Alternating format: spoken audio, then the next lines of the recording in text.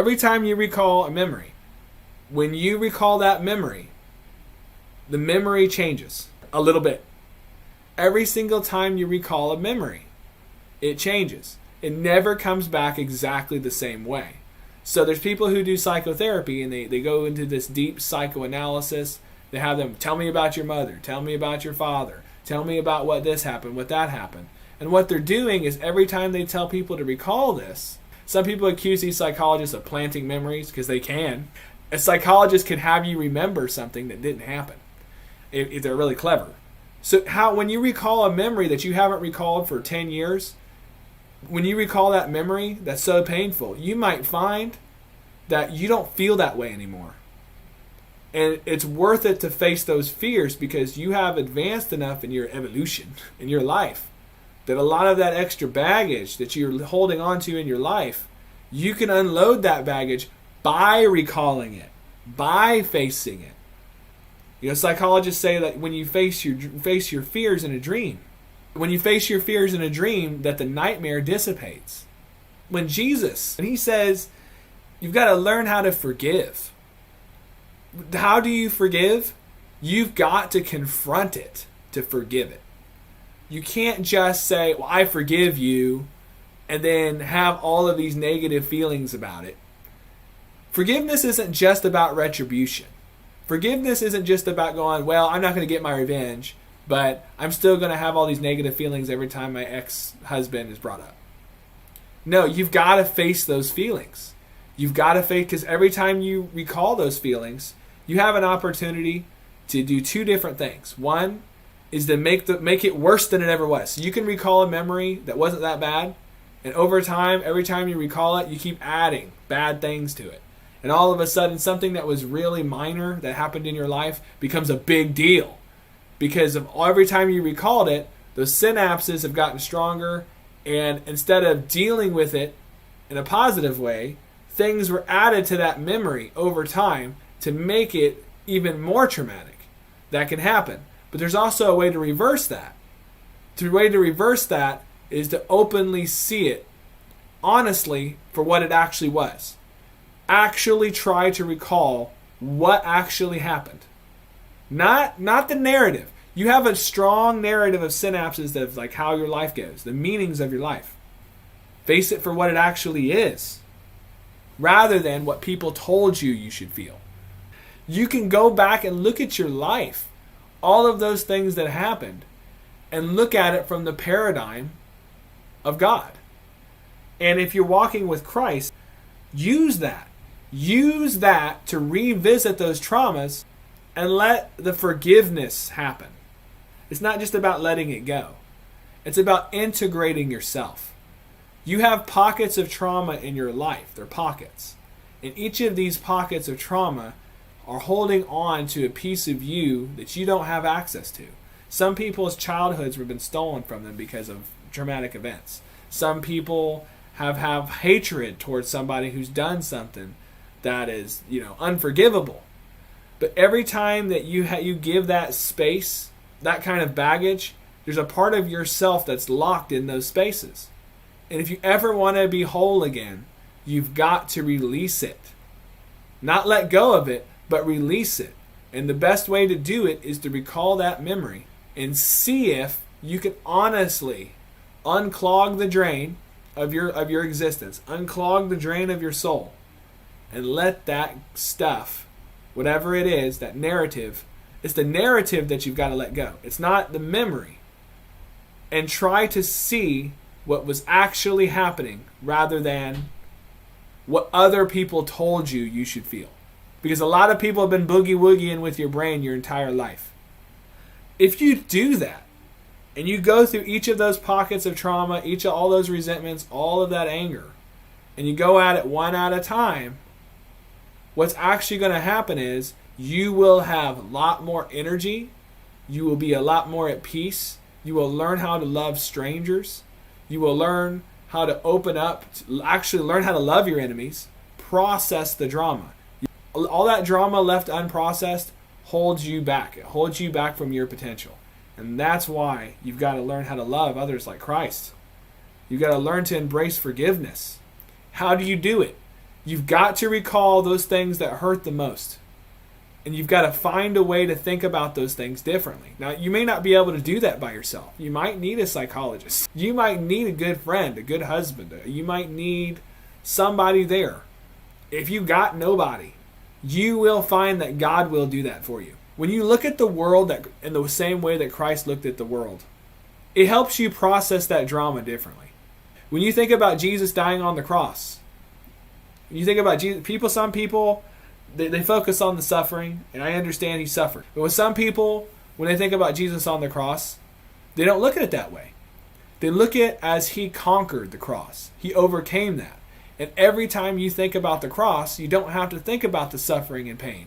You can think about how he came back to life. Regardless of whether he was on the cross or not, that's a symbol of something that he overcame. It's a testimony.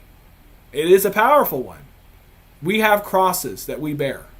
Learn how to take your experiences and turn them into a testimony similar to Jesus.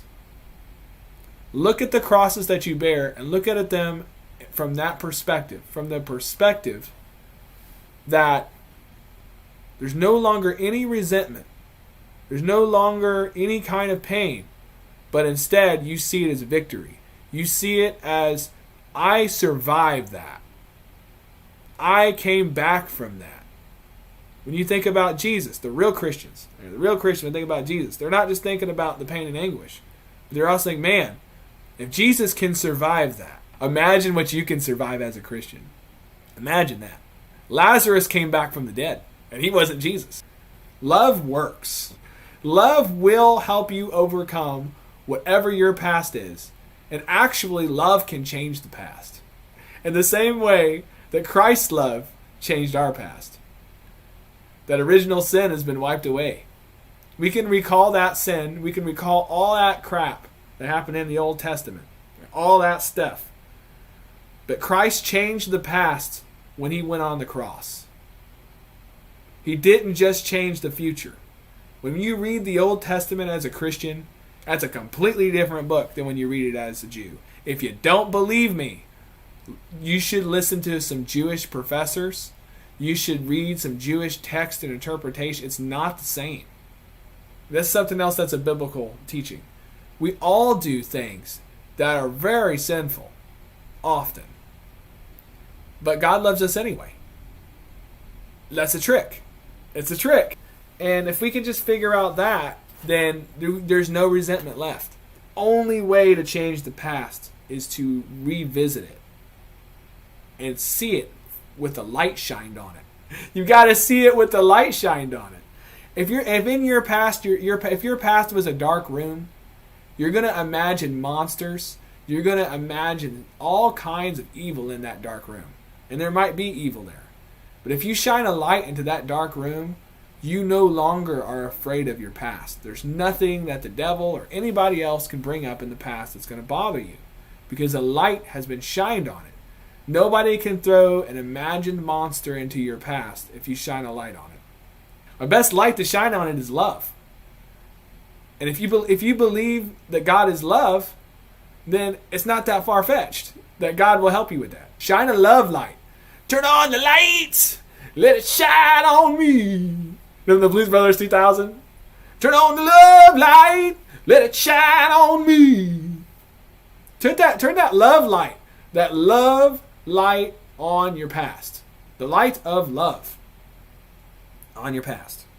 That's the only way to clean it up, because sometimes the love hurts.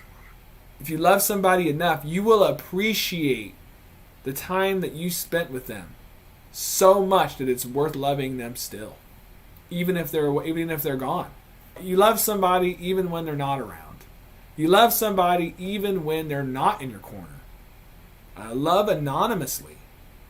People go, that's scary. That's creepy for women. Isn't that creepy? Isn't that creepy that somebody love you anonymously and help you without you knowing? No, it's not. That's what real love is. Real love is someone that'll love you so much that even if you don't acknowledge them, they're still going to be in your corner. Every time you recall a memory of any kind, your past changes. This is a psychological fact. This is not just a religious doctrine.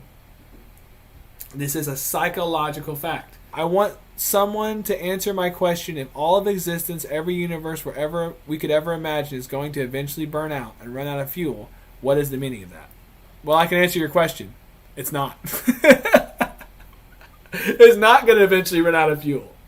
That whole thing about like the that physics thing where eventually 1 trillion years from now it all blacks out and there's no energy left in the universe. There's two problems with that theory. Problem one is light travels. Where did all that light go, Mark Fun Jones? From all those stars burning for billions of years? Where did it go? It went somewhere. It didn't just burn out. The light is traveling at the speed of light, expanding in all directions. Maybe what's left over fades out, but the light continues. It's kind of like when your parents die, or your grandparents die, or your great-grandparents die. What's the meaning of their life if they die? Well, we are the light that's emitted from your parents. We are the light that's emitted from your great-parents, and we are the light that's emitted from your grandparents, your great-grandparents, going all the way back to the beginning of time. What is the meaning that their life eventually fades? We are the light that's shining on this earth now. And in the span of the universe that's infinitely expanding, supposedly, that light that's emitted from this moment is eternal and will be traveling in all directions for all eternity. What you think about that? There's a second answer to Mark Fun Jones's question. They used to think the earth was flat. And the kind of science that we have right now, I hate to break it to you, is just not accurate. It's a model. They're going, based on what we know now, if things continue exactly the same for 1 trillion years, this is what's going to happen. But I'm going to tell you for a matter of fact that in your life, you can make a prediction 5 years, 6 years, 7 years out, and it's not going to be accurate. Not even in your own life. In your own life, your own small little life, you can't even make a prediction 1 or 2 years out. What makes you think that the physicists can go out 1 trillion years and go, yeah, that's what's going to happen. Yep. No, they can't do it. Can't do it. Give this projection to those girls. Like, if I work at Walmart and I work my way up for the next 5 or 10 years, this is what our life's going to look like. And that's the projection. And it turned out that was nonsense. It's the same when it comes to this projection of the energy fading out. What carries on in the universe is eternal. And if you were an alien looking at the Earth from a telescope from like 100 light years away, and you could see the surface of the Earth from 100 light years away, you would be looking 100 years into the past. Which means, from the perspective of the alien, people who've been dead for 100 years are walking the Earth. Oh, isn't that cool? So from their perspective, they never died. See? And if the universe is infinitely big, that means every single moment that's been recorded is forever being broadcasted into eternity. Isn't that great? That's even if you're atheist. Even if you're atheist, you got to believe that. That is incredible. Sometimes fact is crazier than fiction. That we cannot be just the corpse that's left behind. We must be where the light is shining in our lives. That's where it's at. We can't just worry about the feces we flush down the toilet. Oh no, what's the meaning of taking a big fat crap? I ate all that food and I took a big fat nasty crap. What's the meaning of flushing that crap down the toilet? Why did I even bother eating that burrito last night? Why did I even bother? It's because the meaning of your life is not being flushed down the toilet. It's where the light's shining, all right? To love someone like Christ is an awesome endeavor. And to love someone like Christ without any promise of heaven, that's what Shadrach, Meshach, and Abednego did. Shadrach, Meshach, and Abednego being thrown in that furnace. This is the most inspiring. This is one of the most inspiring stories ever. Shadrach, Meshach, and Abednego said, "We will not be worshiping your statue today." And they were said, "Well, we're going to throw you in that furnace." And Shadrach, Meshach, and Abednego said something along the lines, I'm not going to quote it, that we don't know if God's going to help us or not. But you know what? We're not going to worship your statue anyway. There's a kind of love there because the ancient Jewish people had no promise of salvation. They didn't have any kind of promise that said that they were going to heaven forever. They didn't have that. They had the promised land. Right? They didn't have that other stuff. So from Shadrach, Meshach, and Abednego's perspective, they were giving everything out of love for their God without any promise of anything other than we love God, we're gonna stick by God, and we don't care whether God saves us or not. That is crazy. That's a kind of love that most people don't understand. The kind of love it's like, you know what, God? If we fry in here, okay, I love you anyway, man. I'm so down with this that I am not going to be pushed around by Nebuchadnezzar or whoever. And there's no promise of heaven. There's no hell. There is a hell in the Old Testament, but there's no like, I'm going to go to hell if I don't kind of thing. None of that. Just, I love God so much that whether God saves me or not, I will burn in something like hell. Going in that furnace, Shadrach, Meshach, and Abednego, they turned that thing up like 7 times. Was it 7 times as much? They turned that furnace 7 times as much hotter needed to fry someone. So it was like hell on earth. So even if you don't believe that, you don't believe whatever, being thrown in a furnace like that for love, for the love of God, that is with no promise of heaven. This is not Islam. They're not promised 72 virgins. They're not promised any of that crap. And doing it pure without any kind of anything. You go, whatever God decides, God decides, But, I love him anyway. I love him anyway, even if I'm going to burn literally in hell on earth. I will not worship your stupid gods. All right? Whatever, not worshiping your statue. And God responded. God himself or an angel came into that, and according to the story, went into that furnace and responded to that kind of love. If you're one of those people who are like, you're going to be up in heaven laughing at all the people being punished, you're not loving like Christ. You're not. You are not. That's not how it works. God does every possible thing to keep you, to help you experience the love. You go, well, I don't believe in God. Well, God is love. Love will find a way. No problem. They might have went straight to hell. From their perspective, like, if God sends me straight to hell, so be it. I'm going in this furnace because I love God anyway. That is crazy. That's a crazy story. I think a lot of Christians should read that. I'm going to tell you a secret. How do you receive God's love? Receive God's love. That's it. One way that you receive love is you listen. You listen. Somebody is trying to tell you that they love you. If you ain't listening, you're not receiving it. See? God's constantly giving. And the extent to which we receive it is the extent to which we become healed. The extent to which you receive it is the extent to which we feel his love. But there's another way to get around this. And that is, if you are putting your focus on love as your priority, that kind of love we talked about earlier, you will find God that way. You will. It's guaranteed. Well, there's no way to the Father except through Christ. Yes. But there's many paths to find Christ. And the best path is love. It's the quickest one. It's the only real one that hits the nail on the head. But we all have different kinds of lives. Saturday morning is going to be a new topic every week. This week was about the meaning of life and how to change the past, which is possible. All right. Because with God, all things are possible. See? But even if you don't believe in that, believe in love and you believe in God.